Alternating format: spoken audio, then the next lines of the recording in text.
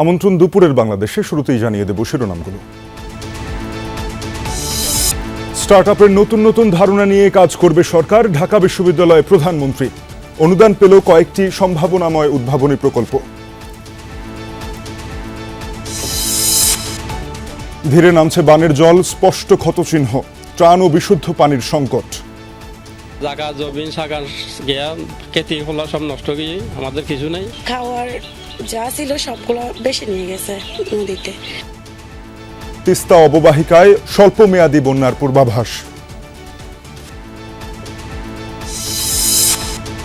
দলীয় প্রতীক না থাকলেও স্থানীয় নির্বাচনে রাজনৈতিক দলের প্রভাব ঠেকানো সম্ভব হবে না বলছেন বিশেষজ্ঞরা। আছে সহিংসতা মোকাবেলায় চ্যালেঞ্জ। এমপি মহোদয় সাপোর্ট করছে ওই এলাকার, আবার দেখা যাচ্ছে ওই এলাকার হয়তো মন্ত্রী আরেকজনকে করছে। রাজনৈতিক যে প্রভাব সেটা মুক্ত করা যায় সম্ভব নেই। দলীয় ভিত্তিক নির্বাচনের দুর্বলতা আছে, তার মধ্যে একটা দুর্বলতা প্রার্থীর সংখ্যা কমে যাওয়া এবং দলীয় মনোনয়ন দেওয়া হয় যোগ্যতার ভিত্তিতে না, অনেক ক্ষেত্রেই। চট্টগ্রামে ইন্টারনেট সংযোগকারী প্রতিষ্ঠানে সশস্ত্র হামলা ভাঙচুর, ৩৫ লাখ টাকা লুটের অভিযোগ, গ্রেফতার হয়নি কেউ। আমরা সেফ ফিল করছি না, কারণ এখন হয়েছে আমরা এমনও হতে পারে যে কালকে হয়তো বা সেম কেস আবার হতে পারে। আমরা জীবনের সংখ্যায় আছি এবং সামনে যে কী হবে এটা নিয়ে আমরা খুবই আতঙ্কিত। সিসি ফুটেজগুলি পর্যবেক্ষণ করে আমরা চেষ্টা করছি যারা ঘটনার সাথে জড়িত তাদেরকে শনাক্ত করার জন্য।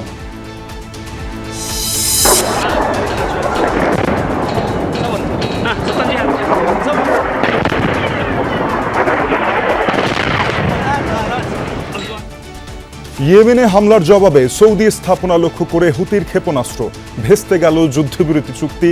মধ্যপ্রাচ্যের নিরাপত্তা ঘিরে নতুন সংকটের শঙ্কা বিশ্লেষকদের।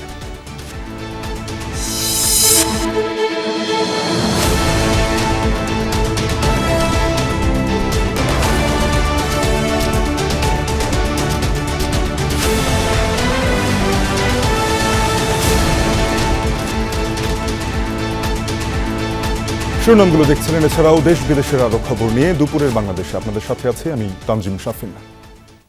এবারে জাতীয় প্রসঙ্গ। স্টার্টআপের নতুন নতুন ধারণা নিয়ে সরকার কাজ করবে বলেছেন প্রধানমন্ত্রী তারেক রহমান। ঢাকা বিশ্ববিদ্যালয়ে তারুণ্য স্টার্টআপ ও সম্ভাবনার বাংলাদেশ শীর্ষক অনুষ্ঠানে অংশ নিয়ে প্রধানমন্ত্রী শিক্ষার্থীদের বিভিন্ন প্রশ্নের উত্তর দেন। এর আগে অনুষ্ঠানের উদ্বোধন করেন তিনি। অনুষ্ঠানে বিভিন্ন বিশ্ববিদ্যালয়ের শিক্ষার্থী, তরুণ উদ্যোক্তা, স্টার্টআপ প্রতিষ্ঠাতা, নীতি নির্ধারক ও আমন্ত্রিত অতিথিরা অংশ নেন। তরুণ উদ্যোক্তাদের উদ্ভাবনী উদ্যোগ, স্টার্টআপ ইকোসিস্টেমের বিকাশ এবং সম্ভাবনাময় বাংলাদেশের ভবিষ্যৎ নিয়ে আলোচনা হয় অনুষ্ঠানে। এই স্টার্টআপটিও কর্মীর দক্ষতা ও উপসাগরীয় দেশগুলোর চাকরির চাহিদার মধ্যে বিদ্যমান ব্যবধান দূর করতে কাজ করছে। একটি উদ্ভাবনী স্টার্টআপ যা কলা গাছের যেহেতু নেটওয়ার্কিং এর সমস্যা আছে, আপনাকে ওখানে আমরা ওই ব্যবস্থাটা করে দেবো, সো দ্যাট আপনি কন্টিনিউস আনইন্টারাপ্টেড আপনি ওয়াইফাই ওখানে পেতে পারেন। এইভাবে জিনিসগুলোকে আমরা আপাতত চিন্তা করছি। এটা বিভাগীয় পর্যন্ত আছে, এটা বিভাগীয়তেই আপাতত থাকুক। যখন দেখবো যে এরকম আস্তে আস্তে বাড়ছে, এন্টারপ্রেনার সংখ্যা বাড়ছে, স্টার্টআপ এরকম ইয়াং ছেলেমেয়েরা বাড়ছে, তখন আমরা যখন জেলা পর্যায়ে যদি যেতে হয় বা উপজেলা পর্যায়ে, তখন আমরা ওটা ধীরে ধীরে যাবো। বাট আপাতত আমরা এখানেই রাখছি, কারণ রিসোর্সের একটা বিষয় আছে। তো বৃষ্টিপাত কমে আসায় চট্টগ্রাম পার্বত্য জেলা ও কক্সবাজারে বন্যা কবলিত এলাকা থেকে পানি নামছে। তবে ভোগান্তি কাটেনি দুর্গত এলাকার মানুষের। পানি নামার সাথে সাথে বেরিয়ে আসছে বন্যার ক্ষতচিহ্ন। চট্টগ্রামের বাঁশখালী থেকে ধীরে ধীরে বানের পানি নামলেও এখনও অনেক এলাকা তলিয়ে রয়েছে। চরম ভোগান্তিতে দিন কাটছে বাসিন্দাদের। দুর্গত এলাকায় খাবার ও বিশুদ্ধ পানির সংকট রয়েছে। সাতকানিয়া উপজেলার বেশিরভাগ এলাকা থেকে পানি নেমেছে, তবে দুর্ভোগ কাটেনি। বসবাসের অনুপযোগী হয়ে পড়েছে অনেকের বসতভিটাই। ক্ষতিগ্রস্ত হয়েছে সড়ক। বানের পানি নেমে যাওয়ায় সাতকানিয়া পৌর সদরের শিক্ষা প্রতিষ্ঠানগুলো খুলেছে। জায়গা জমিন সাগার গিয়া খেতি খোলা সব নষ্ট গিয়ে আমাদের কিছু নেই। আমরা খাইতে চাইতে অনেক কষ্ট হয়েছে। টাকার বসত বাড়ি সবগুলো চলে গেছে। খাওয়ার যা ছিল সবগুলো বেশি নিয়ে গেছে নদীতে। সাপ ঢুকতেছে, বিচ্ছু ঢুকতেছে। আগ্রমল দিকে মনে করো নাতুন বেগিনল দিকে আগ্রমতল দিয়ে বাসিল গিয়ে আর আগ্রমতন মেডিসে হলয়ের গিয়ে। কক্সবাজারেও বন্যা কবলিত বেশিরভাগ এলাকা থেকে পানি নেমে গেছে, তবে চকরিয়া ও পেকুয়ার অনেক নিচু এলাকা এখনো পানিতে তলিয়ে। প্রশাসনের পক্ষ থেকে ত্রাণ সহায়তা দেওয়া হলেও তা অপ্রতুল বলে অভিযোগ করেছেন স্থানীয়রা। বন্যায় বাড়িঘরের ক্ষয়ক্ষতির পাশাপাশি ক্ষতি হয়েছে সবজি সহ ফসলের, ভেসে গেছে ঘের ও মাছের পুকুর।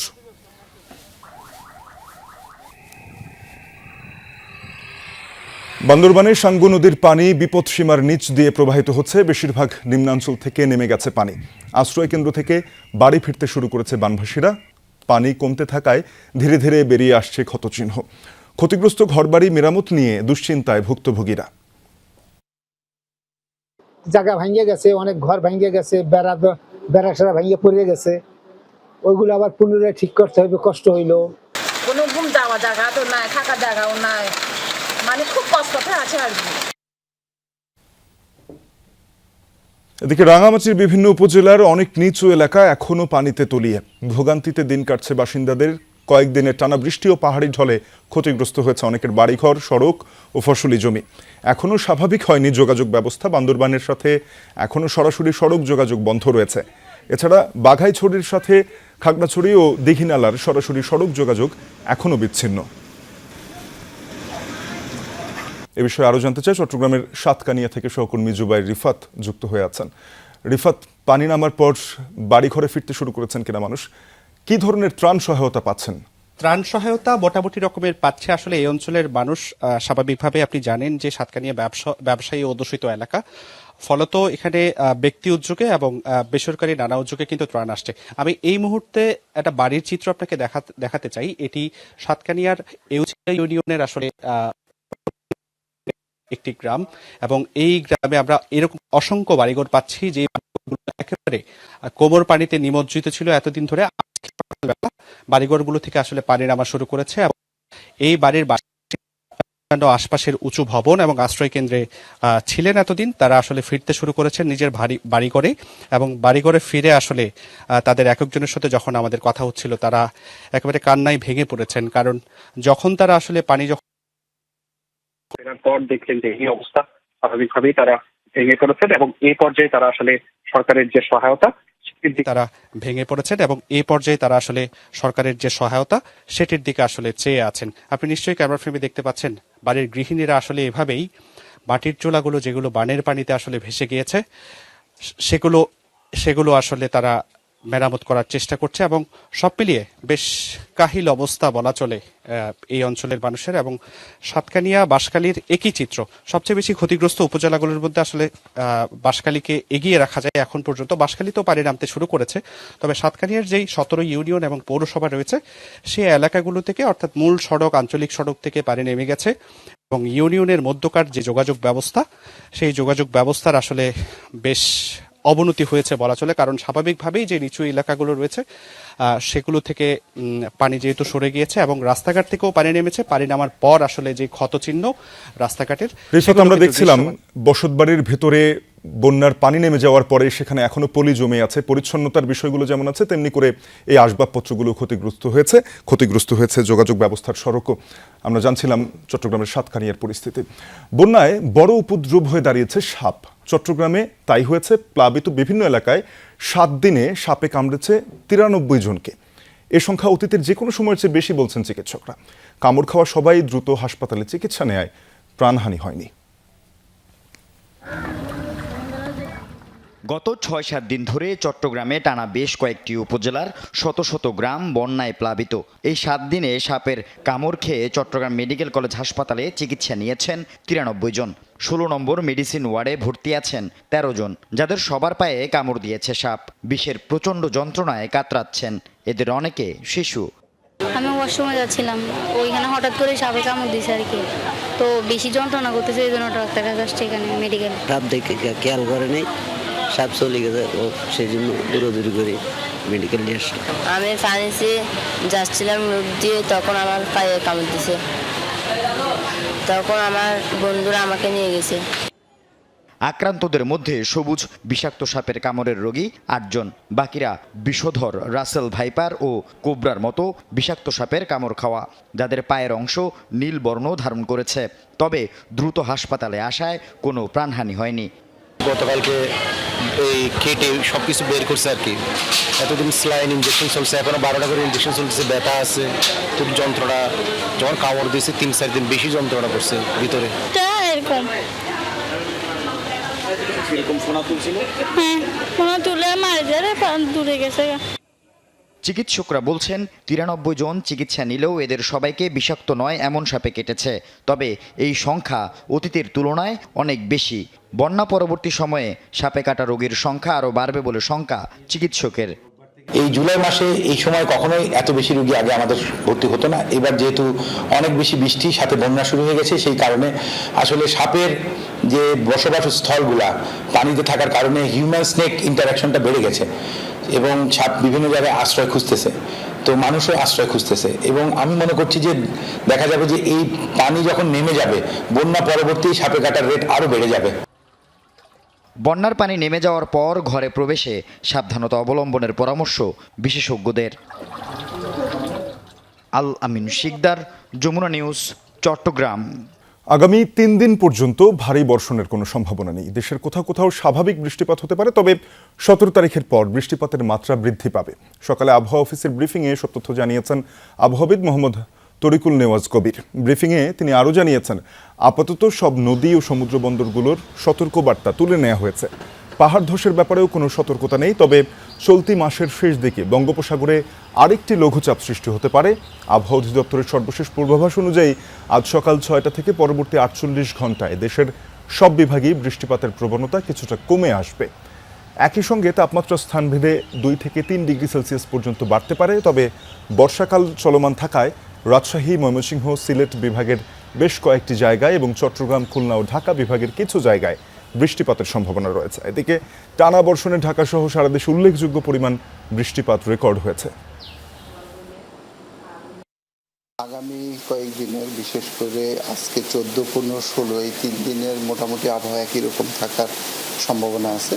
আগামী 24 ঘন্টার ফোরকাস্টে যেটা বলা হয়েছে যে দেশের উত্তরাঞ্চলে, বিশেষ করে রংপুর, রাজশাহী, ময়মনসিংহ এবং সিলেট বিভাগের অনেক জায়গায়, খুলনা, বরিশাল, ঢাকা এবং চট্টগ্রাম বিভাগের কিছু কিছু জায়গায় বৃষ্টি অথবা বজ্রসহ বৃষ্টিপাতের সম্ভাবনা আছে। সেই সাথে দেশের কোথাও কোথাও বিক্ষিপ্তভাবে মাঝারি ধরনের ভারী বর্ষণ হতে পারে এবং আগামী 24 ঘন্টায় দিন এবং রাতের তাপমাত্রা সামান্য বৃদ্ধি পেতে পারে। এটা 1 থেকে 3 ডিগ্রি পর্যন্ত হতে পারে। এদিকে বৃষ্টি আর উজানের ঢলে বেড়েছে তিস্তার পানি। সকালে বিপদসীমার উপর দিয়ে প্রবাহিত হলেও দুপুরে তা কিছুটা কমে 5 সেন্টিমিটার নিচ দিয়ে বইছে। পানি উন্নয়ন বোর্ড জানায়, উজানের ঢল ও বৃষ্টিপাতের কারণে তিস্তা নদীতে পানি বৃদ্ধি পাচ্ছে, ফলে তিস্তার তীরবর্তী নিম্নাঞ্চলগুলোয় বন্যার আশঙ্কা দেখা দিয়েছে। এদিকে বন্যা পূর্বাভাস ও সতর্কীকরণ কেন্দ্র জানিয়েছে, আগামী 24 থেকে 48 ঘন্টায় উত্তরাঞ্চলের লালমনিরহাট, রংপুর, নীলফামারী ও কুড়িগ্রাম জেলার নদী তীরবর্তী নিম্নাঞ্চলে কোথাও কোথাও স্বল্পমেয়াদী বন্যা পরিস্থিতির সৃষ্টি হতে পারে। পানি উন্নয়ন বোর্ড জানিয়েছে, পরিস্থিতি সার্বক্ষণিক পর্যবেক্ষণ করা হচ্ছে।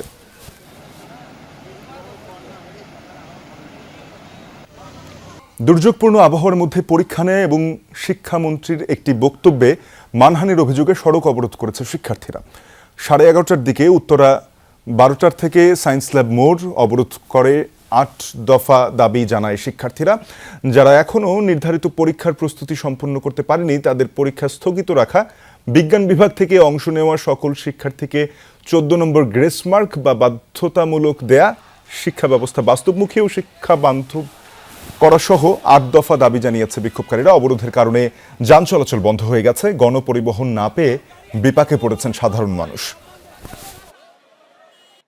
আমরা যে জনগণ ভোগান্তির মধ্যে আছি, এই ভোগান্তটা তো দূর করা লাগবে নাকি?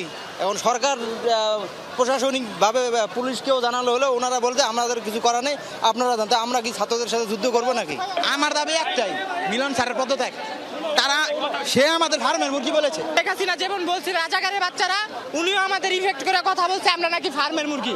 ফার্মের মুরগিরা কি তা বুঝাই দিব আমরা এবার। আমাদের পরীক্ষায় ক্যামেরা লাগানো, গার্ড কঠিন, প্রশ্ন কঠিন, তারপর এই বন্ডার মাঝে আমাদের পরীক্ষা হচ্ছে। তিনি যা সিদ্ধান্ত নিচ্ছেন সব পরীক্ষা বান্ধব, কিন্তু আমাদের শিক্ষা ব্যবস্থার কি উন্নত হচ্ছে সেটার কোনো সিদ্ধান্ত আমরা এখন পর্যন্ত পাইনি। প্রায় 3 কিলোমিটার মতো আমি হেঁটে আসছি, সামনে জানি না আর কতটুকু হাঁটতে হবে। ব্যাপারটা আমার ইমার্জেন্সি, আমার আম্মু অসুস্থ। কিছু রাস্তা বন্ধ, যেটার দাবি ওইটা করুক, রাস্তা বন্ধ লাভটা কি? রাজধানীর উত্তরা বিএনএস সেন্টারের সামনে সড়ক অবরোধ ও বিক্ষোভ করছেন শিক্ষার্থীরা। সেখানে আছেন সহকর্মী আল আমিন হক অহন। আন্দোলনরত শিক্ষার্থীদের দাবি নিয়ে জানাবেন, সাধারণ মানুষের ভোগান্তির খবরও জানতে চাই। 1.5 ঘন্টা ধরে এই সড়কটি বন্ধ আছে। রাজধানীর একটি অন্যতম সড়ক, সেটি বন্ধ থাকার কারণে কীরকম যানজট তৈরি হয়েছে সেটা তো বোঝাই যায়। আর 1.5 ঘন্টা আগে এইসব শিক্ষার্থী, মূলত 4টি কলেজের শিক্ষার্থী আমরা দেখেছি, মাইলস্টোন কলেজ, টঙ্গী সরকারি কলেজ, সানরাইজ কলেজ এবং Uttara high school and college, মূলত এই 4টি কলেজের শিক্ষার্থীদেরকে এখানে আমরা বেশি দেখেছি। যদিও অনেকেই আইডি কার্ড পরিধান করেননি, বোঝা যায়নি যে তারা আসলে কোন কলেজের শিক্ষার্থী। সেই শিক্ষার্থীরা এখানে জড়ো হয়ে যখন সড়কটি বন্ধ করে দেন, তারপর থেকেই পুলিশের ঊর্ধ্বতন কর্মকর্তারা, এমনকি সেনাবাহিনীর অনেক কর্মকর্তাদেরকে আমরা দেখেছি এই পথ ধরে যারা যাচ্ছিলেন তাদেরকে বোঝানোর চেষ্টা করছেন। এখনও সেনাবাহিনীর কিছু কর্মকর্তা এখানে রয়েছেন, সড়কটি ছেড়ে দেওয়ার আহ্বান জানাচ্ছেন এবং তারা বলছিলেন যে শিক্ষামন্ত্রীকে ক্ষমা চাইতে হবে, পদত্যাগ করতে হবে। একই সঙ্গে প্রশ্নপত্র অনেক বেশি কঠিন হচ্ছে। গেল 10 বছর যেসব প্রশ্নপত্র আসেনি পরীক্ষায়, সেই সব প্রশ্নপত্র আসছে পরীক্ষায় এবং সেটি বিষয়ে তারা কথা বলতে চান। এবং তারা এও বলছেন যে পরীক্ষা ব্যবস্থার এই যে নতুনত্ব, সেটি তাদেরকে ভাবিয়ে তুলছে। শিক্ষা ব্যবস্থার আমূল পরিবর্তন করার কথাও তারা বলছিলেন। এবং ভোগান্তির কথা যদি বলি, এই যে মূল সড়ক এটি একেবারে বন্ধ রয়েছে, শত শত মানুষ পায়ে হেঁটে প্রখর রোদে তাদের গন্তব্যে যাওয়ার চেষ্টা করছিলেন। এবং এইসব মানুষকে আমরা নানান কথা বলতেও শুনছিলাম দাবি দেওয়ার বিষয়ে, কোনো কিছু হলেই সড়ক বন্ধ করা। এবং বিশেষ করে বিএনপি সরকার গঠন হওয়ার পর এমন একটি বড় আন্দোলন এই প্রথম হলো এবং সেই কথাগুলো তারা বলছিলেন। সড়ক অবরোধের মতো ঘটনা এই প্রথম হলো, এতদিন বেশ স্বাচ্ছন্দ্যই চলছিল, এখন কেন এমনটি হলো? যদি শিক্ষামন্ত্রীর বিষয়ে যদি অভিযোগগুলো থেকেই থাকে, সেইগুলো যথাযথ কর্তৃপক্ষের নজরে আনা দরকার এবং তারপরে সেটি সমাধান করা দরকার। এমন হুটহাট করে এই সড়ক বন্ধ করে দিয়ে সাধারণ মানুষকে নাজেহাল করার যেন না হয়, সেই কথাগুলো তারা যেমনটি বলছিলেন। একই সঙ্গে শিক্ষার্থীদের দিক থেকেও তো দাবি দেওয়াগুলো রয়েছে। তারা বলছিলেন বেশ কিছুদিন ধরে শিক্ষা ব্যবস্থায় বিশেষ করে বডি ওয়ার্ন ক্যামেরার কথা আমরা শুনছি, প্রতিটি কক্ষে সিসিটিভি ক্যামেরা লাগানো হয়েছে এবং প্রশ্নপত্রের যে প্যাটার্ন, সেই প্যাটার্নও এখন আমরা দেখছিলাম বেশ পরিবর্তিত। অর্থাৎ শিক্ষামন্ত্রী বরাবরের মতো যে কথাগুলো বলে আসছেন যে শিক্ষা ব্যবস্থা তিনি পরিবর্তন আনতে চান, সেই কথাগুলো তারা বলছিলেন। এবং তারা বলছিলেন পরীক্ষা ভীতি তৈরি হয়েছে, এইসব শিক্ষার্থীরা বলছিলেন, এবং এত বেশি গার্ড দেওয়া হচ্ছে পরীক্ষার হলে, যাদের পরীক্ষা ভীতির কারণে পরীক্ষা ঠিকঠাক হচ্ছে না, ভালো হচ্ছে না, সেই দাবিগুলো তারা তুলছেন। ভবিষ্যতে যেন এমনটি না হয় এবং সেটি কথা বলে তারা শিক্ষামন্ত্রীর পদত্যাগের দাবি করছেন। এবং 1.5 ঘন্টার বেশি সময় হয়ে গেলে সড়কটি বন্ধ আছে, শত শত মানুষ অপেক্ষা করছেন কখন এই সড়কটি ছেড়ে দেওয়া হবে। দীর্ঘদিন পর পূর্ণ সিলেবাসে পরীক্ষার্থীও তারা অহন জানছিলাম। আরও বিস্তারিত নিশ্চয়ই জানবো পরবর্তীতে আপনার কাছ থেকে। ধন্যবাদ, আপনি থাকুন সেখানে। শেখ হাসিনার কোনো রাজনৈতিক ভবিষ্যৎ নেই, তার ফেরত আসার ভূ রাজনৈতিক কোনো প্রভাব পড়বে না, তাকে ফিরিয়ে আনতে চেষ্টা করছে সরকার, জানিয়েছেন প্রধানমন্ত্রীর তথ্য উপদেষ্টা ডাক্তার জাহিদুর রহমান। সকালে সচিবালয়ে সমসাময়িক ইস্যু নিয়ে গণমাধ্যমের সাথে কথা বলেন তিনি। জানান, স্বচ্ছ বিচার প্রক্রিয়ার মাধ্যমে শেখ হাসিনার বিচার নিশ্চিত করতে চায় সরকার। আন্তর্জাতিক অপরাধ ট্রাইব্যুনাল শেখ হাসিনার বক্তব্য প্রচারের নিষেধাজ্ঞার কথা স্মরণ করিয়ে দিয়েছেন তিনি।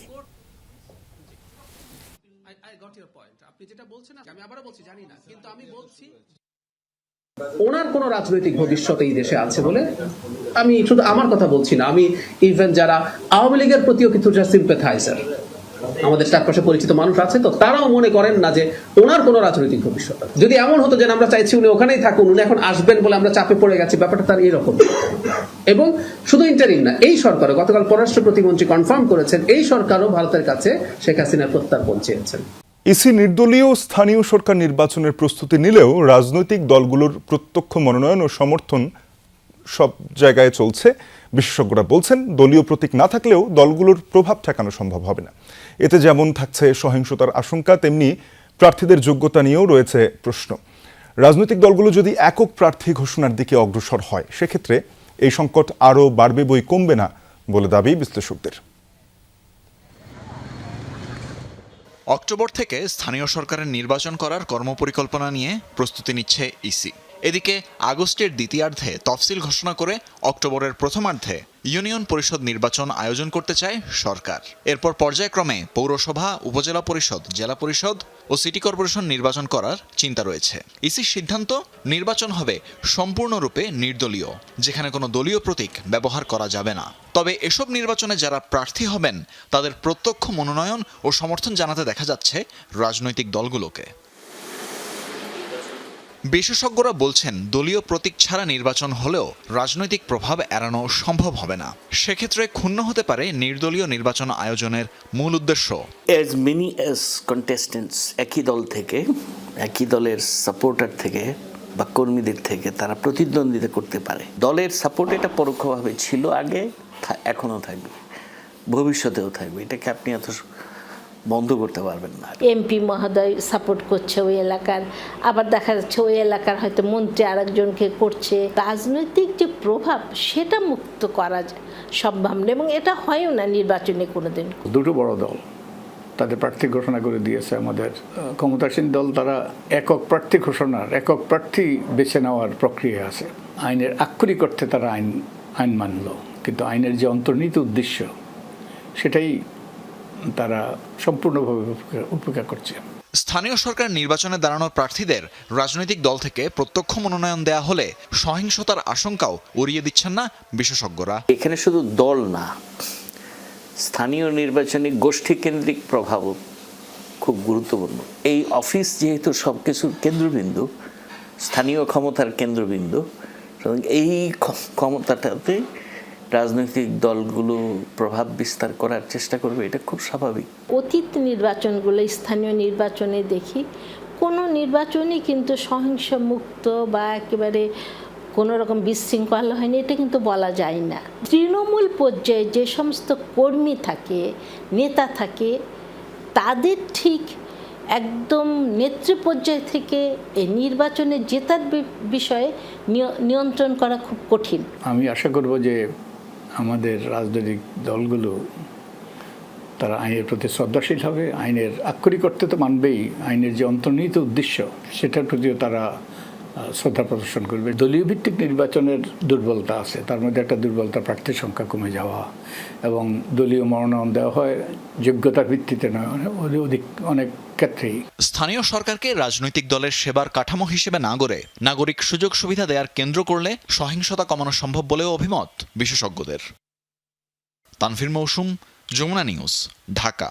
কোটি টাকা চাঁদার দাবিতে চট্টগ্রামে ইন্টারনেট সংযোগ প্রদানকারী প্রতিষ্ঠানে সশস্ত্র হামলা ভাঙচুর চালিয়েছে দুর্বৃত্তরা। ডেভিড ইমন নামে এক সন্ত্রাসীর ছত্রছায়ায় সোমবার দুপুরে এ তাণ্ডব চালায় তারা। লুট করে ৩৫ লাখ টাকা। থানায় মামলা হলেও ধরা পড়েনি হামলাকারীদের কেউ।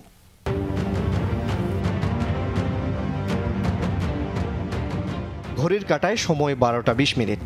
সিসি ক্যামেরায় দেখা যায় 25 থেকে 30 জনের সংঘবদ্ধ দল চট্টগ্রামের অ্যাক্সেস রোডের মৌসুমী মোড়ে অবস্থিত ডিডিএন কার্যালয়ে ঢুকে ভাঙচুর ও তাণ্ডব চালায়। প্রায় সবার হাতেই রামদা, হাতুড়ি, লাঠিসোঁটা সহ দেশীয় অস্ত্র। ভেঙে ফেলে ল্যাপটপ, কম্পিউটার, নিয়ে যায় মোবাইল ও নগদ 35 লাখ টাকা। অফিসে ওয়ার্কের যা যা ওরা সামনে পেয়েছে সবগুলোই ভাঙচুর করেছে, আমাদের কনফারেন্স রুম থেকে শুরু করে সব কিছুই। আর আজকে আমাদের স্যালারি ডে ছিল, আমাদের কিছু ক্যাশও ছিল, তো ক্যাশগুলো ওরা নিয়ে চলে যায় আর কি। ঘটনার সূত্রপাত 2 দিন আগে। ডেভিড ইমন পরিচয়ে প্রতিষ্ঠানটির একজনের কাছে ফোন করে 1 কোটি টাকা চাঁদা ও প্রতি মাসে নগদ 10 লাখ টাকা করে মাসোয়ারা দাবি করে সন্ত্রাসীরা। আমাদের সম্পর্কে না জানলে বেশি দূর যাইতে হবে না, আপনি পুলিশ কমিশনার থেকে জিজ্ঞেস করলে হবে। 2 কোটি টাকা রেডি রাখিবেন আর প্রতি মাসে 10 লাখ টাকা করে দিবেন, তাহলে আপনি ব্যবসা করেন, না হলে ব্যবসা করিয়েন না। 2 দিন টাইম দিয়েছি, 2 দিনের ভিতর কি আপনার ব্যবসা গুছাই ফেললেন, আমার ফুল আইনরা কি ব্যবসা করবে। দিনে দুপুরে হামলা ও ভাঙচুরের ঘটনার পর থেকে ইন্টারনেট সংযোগ প্রদানকারী প্রতিষ্ঠানটির কর্মীরা আতঙ্কে।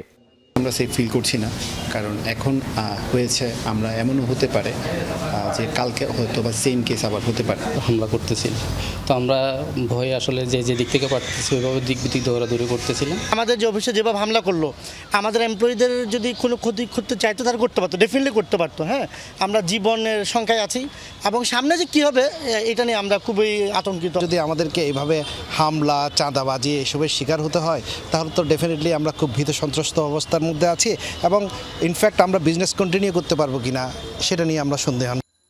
এই ঘটনায় নগরীর চকবাজার থানায় মামলা হয়েছে। জড়িতদের ধরার চেষ্টা চলছে বলে দাবি পুলিশের।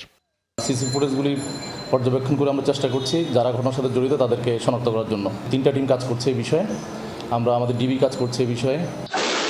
গত 2 মাস ধরে চট্টগ্রামের চাঁদার দাবিতে ব্যবসায়ীর বাসায় ও শিল্প প্রতিষ্ঠানে সন্ত্রাসীদের গুলিবর্ষণের পর নতুন করে ঘটল চাঞ্চল্যকর এই ঘটনা। জোবায়েত ইবনে শাহাদাত, যমুনা নিউজ, চট্টগ্রাম। চট্টগ্রামে ব্যবসা প্রতিষ্ঠানে ঢুকে হামলাকারীদের রাজনৈতিক পরিচয় প্রকাশের আহ্বান জানিয়েছেন বাংলাদেশ জামায়াত ইসলামীর আমির ডাক্তার শফিকুর রহমান। সকালে সামাজিক যোগাযোগ মাধ্যমে ফেসবুকে নিজের ভেরিফাইড অ্যাকাউন্টে এক পোস্টে তিনি এসব কথা বলেছেন। হামলাকারীদের কঠিন শাস্তি হবে কিনা তা নিয়েও তিনি সংশয় প্রকাশ করেছেন। ফেসবুক পোস্টে তিনি লেখেন, লক্ষণ খুব ভালো নয়। আইন শৃঙ্খলা পরিস্থিতির উপর অনাস্থা প্রকাশ করে জামায়াত আমির আরও বলেন, জনগণ কি এখন নিজেদের আত্মরক্ষার জন্য সব ধরনের ব্যবস্থা নিতে হবে, কারণ সরকার কোনো কার্যত নিরাপত্তা ব্যবস্থা দিতে পারছে না। মোটর শ্রমিক ইউনিয়নের নির্বাচন কমিশন গঠন নিয়ে দ্বন্দ্বের জেরে রাজশাহী থেকে বন্ধ রয়েছে সব রুটের বাস চলাচল। সকাল থেকে বাস বন্ধ থাকায় যাত্রীরা পড়েছেন ভোগান্তিতে। অগ্রিম টিকিট কাটা থাকলেও গন্তব্যে যেতে পারছেন না যাত্রীরা। কাউন্টারে এসে ফিরে যেতে হচ্ছে তাদের। কাউন্টার কর্তৃপক্ষ বলছে, বাস বন্ধ থাকায় যাত্রীদের টিকিটের টাকা ফেরত দেওয়া হচ্ছে, তবে কখন থেকে বাস চালু হবে তা বলতে পারেনি তারা। শ্রমিক ইউনিয়নের নির্বাচন উপলক্ষে সোমবার দুপুরে জেলা প্রশাসকের কার্যালয়ে নির্বাচন কমিশন গঠন উপলক্ষে সভার আয়োজন করা হয়। এ সময় নির্বাচন কমিশনের মালিকপক্ষের প্রতিনিধির নাম প্রস্তাব করায় প্রতিবাদ জানায় শ্রমিকরা।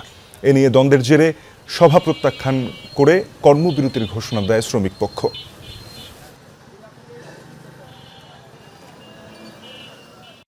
আজকে রাত্রে রওনা দেবো, সেক্ষেত্রে গাড়িটা টাইমলি যদি আমি না পাই, সেক্ষেত্রে তো অবশ্যই আমার গন্তব্যে পৌঁছাতে পারবো না। আমাদের নির্ধারিত সময় পৌঁছানো লাগবে, কোনো ওয়ে নাই। যদি না পৌঁছাতে পারি তাহলে মিনিটটা মিস করবো। গাড়ি বন্ধ না, শ্রমিকরা কর্মবিরতি করেছে তাদের সুন্দর সুষ্ঠু নির্বাচনকে পাওয়ার জন্য।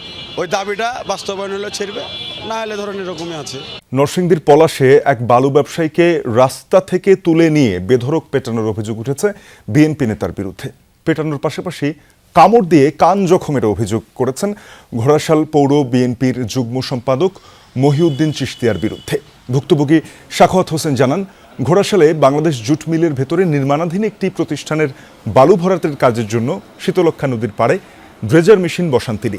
সোমবার বিকেলে শ্রমিকদের বেতন দিয়ে ফেরার পথে 4টি মোটরসাইকেলে কয়েকজন লোক এসে তাকে রাস্তা থেকে তুলে নিয়ে বিএনপি নেতা মহিউদ্দিনের বাড়িতে নিয়ে যায়। ইয়েমেনের বিমানবন্দরে হামলার জবাবে সৌদি আরবে মিসাইল ছুড়ল হুতি গোষ্ঠী। এর মধ্য দিয়ে কার্যত ভেঙে গেল দুই পক্ষের যুদ্ধবিরতি চুক্তি। একই সাথে ইরানকে ঘিরে মধ্যপ্রাচ্যের যুদ্ধ ছড়ালো নতুন ফ্রন্টে। বিশ্লেষকদের সংখ্যা, লোহিত সাগর ঘিরে তৈরি হতে পারে নিরাপত্তা ঝুঁকি, নতুন চাপ তৈরি হতে পারে পুরো মধ্যপ্রাচ্যে।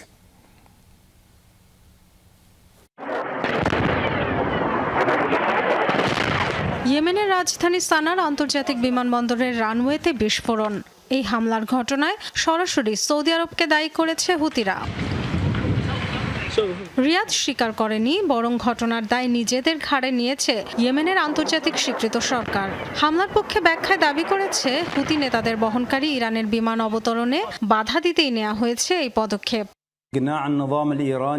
ইয়েমেনের বৈধ সরকার ইরান ও হুতিদের সঠিক পথে নিতে কূটনৈতিক সব চেষ্টা চালিয়েছে।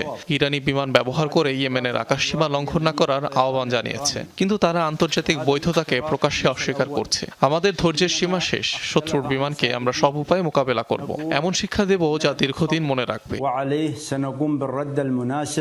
পরবর্তীতে হুতি নিয়ন্ত্রিত হোদেইদায় অবতরণ করে ইরানি বিমানটি। সৌদির বিরুদ্ধে সার্বভৌমত্ব লঙ্ঘনের অভিযোগ তুলে জবাব দেওয়ার হুঁশিয়ারি দেয় বিদ্রোহী হুতিরা। জবাব দিতে দেরিও করেনি। 4 বছর পর আবারও সৌদি আরবে প্রবেশ করেছে হুতির ছোড়া ক্ষেপণাস্ত্র।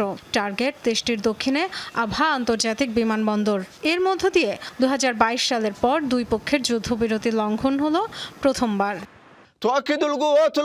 সৌদির আগ্রাসনের জবাবে ইয়েমেনের সশস্ত্র বাহিনী একটি সফল সামরিক অভিযান পরিচালনা করেছে। সানায় হামলার সম্পূর্ণ দায় সৌদির। এই আগ্রাসন ইসরায়েল ও যুক্তরাষ্ট্রের স্বার্থই রক্ষা করেছে এবং এর সব পরিণতির দায়ও তাদেরই বহন করতে হবে। 2014 সালে ইয়েমেনের রাজধানী সানা দখল করে আন্তর্জাতিক স্বীকৃত সরকারকে দেশ ত্যাগে বাধ্য করে হুতিরা। 2015 সালে সৌদি আরবের নেতৃত্বাধীন সামরিক জোট সংঘাতে জড়ায় গোষ্ঠীটির সাথে 1 দশক ধরে চলে গৃহযুদ্ধ। 2022 সালে জাতিসংঘের মধ্যস্থতায় হয় যুদ্ধবিরতি। কিন্তু গাজায় আগ্রাসন, লোহিত সাগরে তৎপরতা এবং সাম্প্রতিক ইরান সংকটের জেরে সেই চুক্তি অনেকটাই ভঙ্গুর হয়ে পড়ে। এবার তা রূপ নিল সরাসরি সামরিক সংঘাতে। এমন পরিস্থিতিতে জরুরি বৈঠক ডেকেছে নিরাপত্তা পরিষদ। জাতিসংঘের উদ্বেগ, তৈরি হতে পারে আরও বিস্তৃত আঞ্চলিক সংঘাত। Dorothy Tasrin, Jamuna news. ইরানের সাথে সংঘাত আবারও তীব্র হওয়ায় নতুন করে চাপে পড়েছে যুক্তরাষ্ট্রের অস্ত্রের মজুত। বিশ্লেষকদের আশঙ্কা, যুদ্ধ যদি বর্তমান গতিতেই চলতে থাকে তাহলে দীর্ঘ পাল্লায় ক্ষেপণাস্ত্র ও আকাশ প্রতিরক্ষা ব্যবস্থার মজুত দ্রুত ফুরিয়ে যেতে পারে। এতে ভবিষ্যতে চীন বা উত্তর কোরিয়ার মতো প্রতিপক্ষের বিরুদ্ধে যুক্তরাষ্ট্রের যুদ্ধের সক্ষমতাও দুর্বল হওয়ার ঝুঁকি তৈরি হবে বলে সতর্ক করেছেন বিশেষজ্ঞরা। ইরানের সাথে মার্কিন প্রেসিডেন্ট ডোনাল্ড ট্রাম্পের যুদ্ধবিরতি শেষ হওয়ার ঘোষণা দেওয়ার পর আবারও বাড়ছে সামরিক অভিযান। ইরান সংঘাতের প্রথম ধাপে অপারেশন এপিক ফিউরিতে হাজার হাজার ক্ষেপণাস্ত্র এবং আকাশ প্রতিরক্ষা ব্যবস্থা ব্যবহার করে যুক্তরাষ্ট্র। মার্কিন সংস্থা CSIS এর বিশ্লেষণ অনুযায়ী এপ্রিল পর্যন্ত পূর্ণমাত্রার সংঘাত শেষে পেন্টাগন তাদের থার্ড এবং প্যাট্রিয়ট মিসাইল সিস্টেমের প্রায় অর্ধেক মজুদ শেষ করেছে। অন্যদিকে টমাহক ক্রুজ মিসাইলের প্রায় 30% ব্যবহৃত হয়েছে, যার বিপরীতে অস্ত্রের মজুদ বাড়ানোর গতি খুবই ধীর। অধিকাংশ ক্ষেপণাস্ত্রের মজুদ আগের অবস্থায় ফিরতে 2 থেকে 5 বছর সময় লাগবে। যুদ্ধ শুরুর পর থেকে একটি ক্ষেপণাস্ত্র প্রতিস্থাপনের জন্য কংগ্রেস এখনও আলাদা অর্থ বরাদ্দ দেয়নি, ফলে সবকিছুই চলছে শান্তিকালীন উৎপাদন ব্যবস্থায়, অর্থাৎ যুদ্ধকালীন জরুরি ভিত্তিতে নয়, বরং শান্তিকালীন ক্ষেপণাস্ত্র উৎপাদন প্রক্রিয়া চলছে। বিশ্লেষকদের মতে যুদ্ধ যদি একই গতিতে চলতে থাকে তাহলে যুক্তরাষ্ট্রের গুরুত্বপূর্ণ ক্ষেপণাস্ত্রের মজুদ এমন পর্যায়ে নেমে আসতে পারে যা ভবিষ্যতে ইন্দো প্যাসিফিক অঞ্চলে সামরিক ঝুঁকি বাড়িয়ে দেবে। এখনও চীন বা উত্তর কোরিয়াকে নিবৃত্ত করার সক্ষমতা হারায়নি, তবে অস্ত্রের মজুদ যদি দীর্ঘ সময় ধরে কমতেই থাকে তাহলে একসময় প্রতিরোধ সক্ষমতা দুর্বল হয়ে পড়তে পারে। যদিও ঠিক কখন সেই সীমা অতিক্রম হবে তা আগে থেকে নির্ধারণ করা প্রায় অসম্ভব। অবশ্য অস্ত্র উৎপাদন বাড়াতে এরই মধ্যে পদক্ষেপ নিয়েছে ট্রাম্প প্রশাসন। ডিফেন্স প্রোডাকশন অ্যাক্ট ব্যবহার করে ক্ষেপণাস্ত্র উৎপাদনের প্রশাসনিক জটিলতা কমানো হয়েছে। পাশাপাশি উৎপাদন সক্ষমতা বাড়াতে নির্মাতাদের সাথে নতুন চুক্তিও করেছে প্রতিরক্ষা বিভাগ। মীর মুশফিকা হাসান, যমুনা নিউজ। দুপুরে বাংলাদেশের প্রথম ঘন্টায় এই ছিল।